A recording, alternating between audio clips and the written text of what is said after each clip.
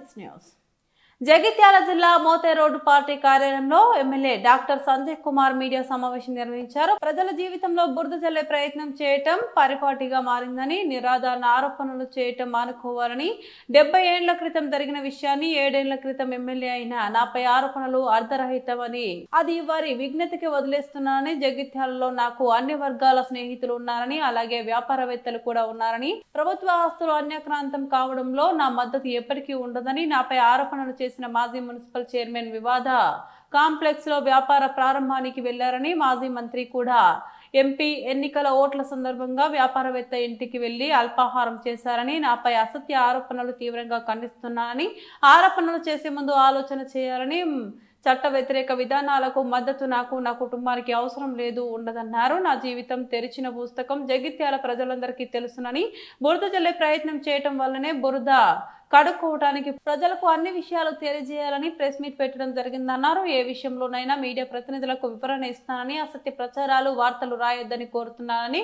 అన్ని వేళలా print electronic మిత్రులు అండగా ఉన్నారన్నారు. రాజకీయాల్లో ఇంకా చాలా భవిష్యత్తు ఉంది. ఆమె నా బిడ్డ వయసు, కానీ ఏదో నా మీద ఆరోపణలు చేయగానే ప్రజలందరూ కూడా నాకన్నా ఏదో ఉన్నది అనుకుంటే అదొక భ్రమ. ఎందుకంటే అదొక మంచాల కృష్ణ కాదు. ఇలా ఏదైతే మున్సిపల్ స్థలం అనుకుంటున్నదో మంచాల కృష్ణ నాకు క్లాస్మేటే కాదన. మా బాలశంకర్ వాడకట్ల కూడా నాకు మంచి మిత్రుడు ఉన్నాడు. దిగాన చింతపట్ట బాయికాడ కూడా ఒక మంచి మిత్రుడు ఉన్నాడు. మంచిళ్ళ బాయికాడ కూడా మిత్రుడు ఉన్నాడు. కాబట్టి అది కూడా నా క్లాస్మేటే. కానీ ఈ భూమి వివాదానికి మాకే సంబంధం.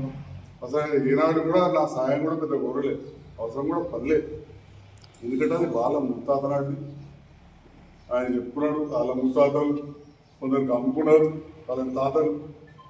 నేను కూడా సిద్ధగంగారావు ఓటర్లు ఉంటుండే మళ్ళీ నాన్న ఉన్నాడు.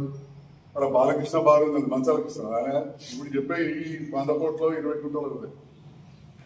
సాగత బారు ఉంది, అదే మంచాల కృష్ణ. సాగర్ బారు మంచాలకు ఇస్తుంది, అంత పెద్దలు. బాలకృష్ణ బారు మంచాలకు ఇస్తుందా? చాలా రాష్ట్ర ప్రభుత్వం ఎన్నో నిధులు ఖర్చు. అల్టిమేట్ అక్కడ ఎన్విరాన్మెంటల్ సమస్య ఉన్నది. అది ఎక్కడి నుంచి రావాలి? కేంద్రం నుంచి రావాల్సిందే. అక్కడ అటవీ భూమి మునుగుతుంది. ఆ విషయాన్ని కూడా నేను మాట్లాడి ఎంపీ గారితో. మా ఎంపీ ఇది చెప్పిండని చెప్పి నేనేం చెప్పాలి? ఇప్పుడే కలిసి పనిచేస్తేనే మన ప్రాంతం అభివృద్ధి అవుతుంది. అభివృద్ధిలో కలిసి పనిచేద్దాం. ఏమైనా ఆక్రమణలు, భూ ఆక్రమణలు జరిగితే కూడా తప్పకుండా దానిపైన ప్రభుత్వ అధికారులు చర్యలు తీసుకుంటారు. అంతేగాని రోజు మనం ఏదో మాట్లాడడం కాదు.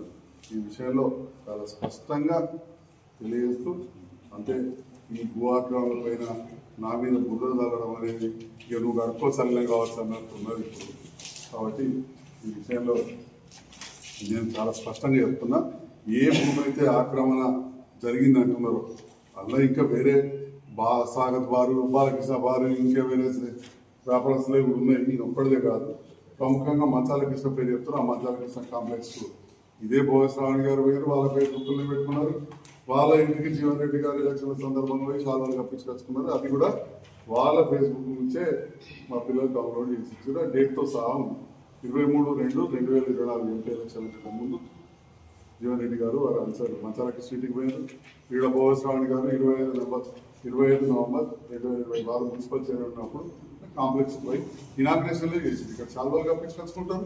వాడు ఇనాగ్రేషన్ అక్కడ లేదు, నేను ఇక్కడ వాళ్ళే పోయారు, నేను తీసుకుపోయాను. కాబట్టి ఆరోపణలు చేసే ముందు ఆలోచించి ఆరోపణలు చేయాలి. ఎదుటి వాళ్ళందరూ తెలియకత్వాలు కావాలి. అండ్ మరీ ముఖ్యంగా జగిత్యాల ప్రజలు అత్యంత చైతన్యవంతులు, ఆలోచిస్తారు. అప్పుడు కూడా నా మీద ఎన్నో ఆరోపణలు చేశారు, ఎన్ని చేశారు. కానీ ఆ ప్రజలు నన్ను గెలిపించింది. కాబట్టి ఈరోజు ప్రజలకు సేవ చేయడానికి ముందుంటా. ఈ బురద జల్లే ఆరోపణలు, ఇంకా అవినీతి ఆరోపణలు చేస్తే వాటికి అదిలేదు బెదిలేదు. కానీ కొంత సమయం వేస్ట్ అవుతుంది. ఆ విలువైన సమయాన్ని మనం ప్రజాసేవకు ఉపయోగించవచ్చు. గెలిపించిన ప్రజలు అధికార పార్టీలు కలిసి పనిచేస్తున్నారు. ఇంకా పెద్ద మొత్తంలో నిధులు వచ్చే విధంగా కృషి చేసే విధంగా ప్రజల సహకారం, మీడియా మిత్రుల సహకారం ఉండాలి. ప్రతిపక్షాలంటే ప్రత్యర్థులు, మేము శత్రువులమా? రాజకీయ ప్రత్యర్థులు. రోడ్డు మీద క్రికెట్ ఒక స్ఫూర్తి ఉండాలి. ఆడిన సేపు అంతా కొట్లాడతాం. మరీ పాకిస్తాన్తో చేతులు కలుపుతారు కలపదు. ఎందుకంటే మన హత్యలు టెర్రరిస్టులు. కానీ అదే ఆస్ట్రేలియాతో ఇంగ్లాండ్తో కలిపితే గెలిచినా ఉంటే సెకండ్ ఇచ్చుకుంటాం.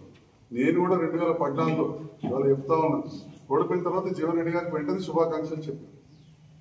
గెలిచిన తర్వాత ఒక ఇది ఉండాలి. నాకు బాగా గుర్తులు ఇక పాత ఏమి రాజకీయ కుటుంబం కాబట్టి అంత అవసరం లేదు. కానీ ఎల్లమ్మ గారు నేను పోటీ చేసుకున్నాం, వారి ఇద్దరం పోటీ చేసుకున్నాం కదా. 2018లో కూడా నాకు వ్యతిరేకంగా వచ్చి జీవన్ రెడ్డితో కలిసి ప్రచారం చేసి ప్రెస్ స్టేట్మెంట్ జీవన్ రెడ్డి గారు ఓట్లు అయిపోయి చెప్పిపోయారు కదా.